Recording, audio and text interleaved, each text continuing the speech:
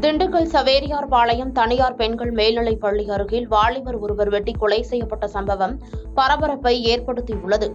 திண்டுக்கல் மாவட்டம் சவேரியார்பாளையம் அருகே CKCM colony பகுதியைச் சேர்ந்தவர் வீரா கௌதம்.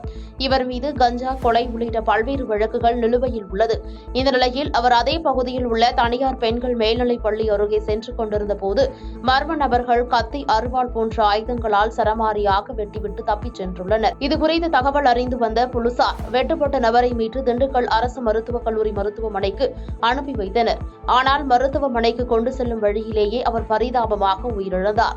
தகவலின் பேரில் வந்த போலீசார் வழக்கு பதிவு செய்து விசாரணை மேற்கொண்டு வருகின்றனர். பாதகம் செய்பவரை கண்டால் நாம் பயங்கொள்ளலாகாது பாப்பா. மோதி மிதித்து விடு பாப்பா, அவர் முகத்தில் உமிழ்ந்து விடு பாப்பா. அண்மை செய்திகளை உடனுக்குடன் தெரிந்து கொள்ள இணைந்திருங்கள் எம் நாடு தொலைக்காட்சியுடன்.